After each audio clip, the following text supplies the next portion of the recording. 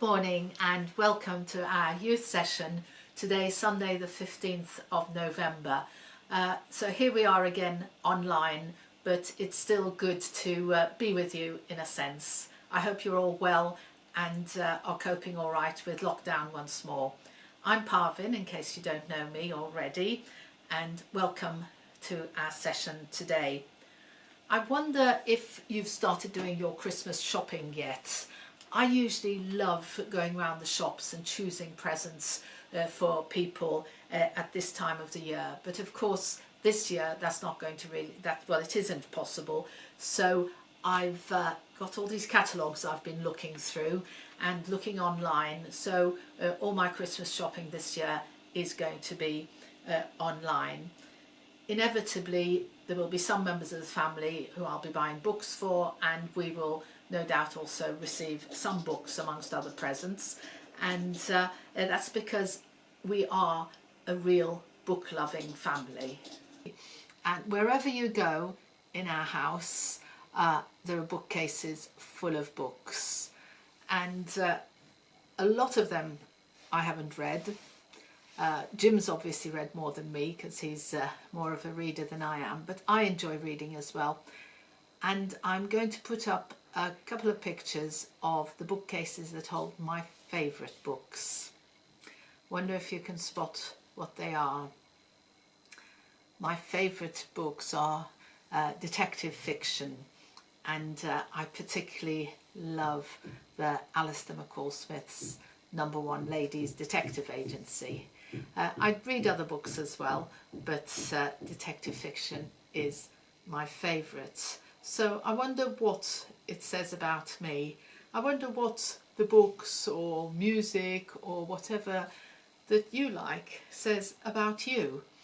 I think what it says about me is I love puzzles.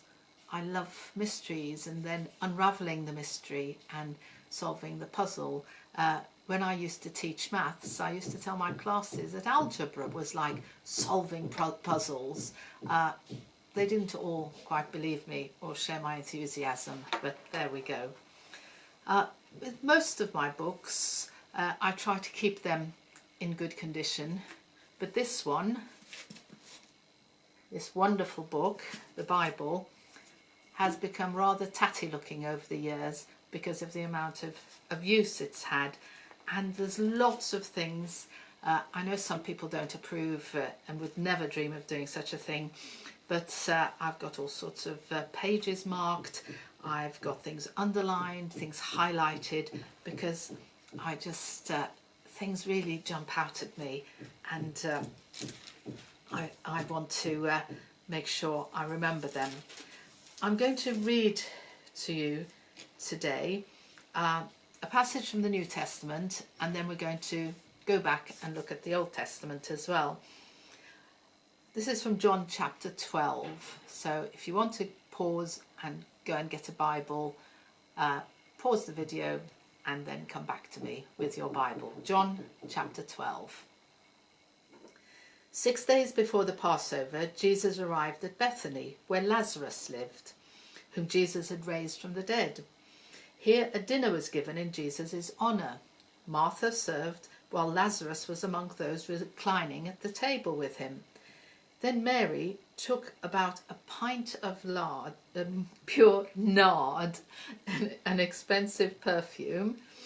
She poured it on Jesus' feet and wiped his feet with her hair, and the house was filled with the fragrance of the perfume. But one of his disciples, Judas Iscariot, who was later to betray him, objected. Why wasn't this perfume sold and the money given to the poor? It was worth a year's wages. Leave her alone, Jesus replied. It was intended that she should save this perfume for the day of my burial. You will always have the poor among you, but you will not always have me. This was just before just before Palm Sunday, when Jesus went into Jerusalem, and yes, it wasn't going to be very long before he had died and was buried. He says, the poor you will always have with you. And do you know what? Jesus was quoting from the Old Testament. In the book of Deuteronomy that we've been studying this term, we will find that same phrase. Now, the book of Deuteronomy was not a book that had many underlinings or highlightings in my Bible, because it wasn't really a book that I thought would be all that interesting. But while we've been studying it this term, I've just found it fascinating. And so I've started underlining passages in Deuteronomy as well. So we're going to, this morning, be looking in particular at Deuteronomy chapter 15. And when we think about, as I said before, what do my books, my favourite books, say about me? There's also obviously the question of what does our behaviour say about us? What does our behaviour say about what we believe and what's important to us? And this is really what Moses in the book of Deuteronomy was saying to the people. They got to the borders of the promised land. They could see the promised land there before them. And before they went crossed over the Jordan River into the promised land, Moses wanted to remind them about all that God had done for them and how they should behave in response. Hopefully not because they had to, but because being reminded about what God had done, they think, of course we want to obey God. Of course we want to live God's way, because God's given us a way of life that's good. It's going to mean that we flourish and have a good life. And so Moses was saying, think about the way you behave, because God has chosen you to be an example to other people. So by seeing you and what your lives are like, people will say, wow, look at these people. They must have an amazing God. And people would then ask about God and come to know God. Let's look at Deuteronomy chapter 15. So this is a continuation of what Moses has been reminding them about. At the end of every 7 years, you must cancel debts. This is how it is to be done. Every creditor shall cancel the loan he has made to his fellow Israelite. He shall not require payment from his fellow Israelite or brother, because the Lord's time for cancelling debts has been proclaimed. You may require payment from a foreigner, but you must cancel any debt your brother owes you. However, there should be no poor among you, for in the land the Lord your God is giving you to possess as your inheritance, he will richly bless you, if only you fully obey the Lord your God and are careful to follow all these commands I am giving you today. For the Lord your God will bless you as he has promised, and you will lend to many nations, but will borrow from none. You will rule over many nations, but none will rule over you. So we are going to read down to verse 11, but let's just pause there. At the end of every 7 years, you must cancel debts. Now, what's special about the number 7? Where else in everyday life does the number 7 come up? Well, of course, 7 days in the week. And God said, on the 7th day, rest. He calls it the Sabbath day, and on the Sabbath day, rest. And that's why we have for us Christians, the Sunday is the Sabbath, where we try not to do the things we've always been doing. Ideally, if we possibly can, we take a break, we rest, and we come together to worship God. You know, some people obviously work shifts and can't do that regularly, but one day in the week for rest. And here it's 1 year in 7, you cancel all the debts. So give people a break. Give people a break from their debts. So cancel your fellow Israelites' debts. If you want to cancel foreigners' debts as well, do. But just to hear what Moses is saying, he wants them to he's focusing on their behaviour towards each other as the people of Israel. And so he's saying, don't insist that they pay back all the money they owe you. Just give them a break. Cancel debts. However, there should be no poor among you, so no one should need to borrow, really. But in the end, things don't work out ideally. He says God's giving you all these blessings, and if you are careful to obey the Lord your God, you will really prosper. Sadly, it didn't work out that way. They were human like we are, and they made mistakes, and sadly at times turned away from God, and things didn't go well. But if they had obeyed God, this is how it would be. So he says there really shouldn't be anyone poor among you, like there shouldn't be anyone poor or hungry in our world. There's plenty for everybody, but we aren't sharing it properly. So being realistic, Moses goes on to say in verse 7, if there is a poor man among your brothers in any of the towns of the land that the Lord your God is giving you, do not be hard-hearted or tight-fisted towards your poor brother. Rather be open-handed and freely lend him whatever he needs. Be careful not to harbour this wicked thought. The 7th year, the year for cancelling debts, is near, so that you do not show ill will towards your needy brother and give him nothing. Don't say, I'm going to have to cancel his debts. The next year is marked as the 7th year. And so no, just be free-handed. If you've got enough to give to your brother, give or lend. He may then appeal to the Lord against you, and you'll be found guilty of sin. Give generously to him, and do so without a grudging heart. Then, because of this, the Lord your God will bless you in all your work and in everything you put your hand to. And here's the quote that Jesus used.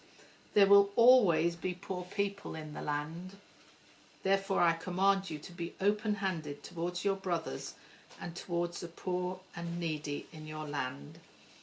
So earlier on he said there shouldn't be any poor among you, but then being realistic, he said, sadly, there will always be poor people amongst you.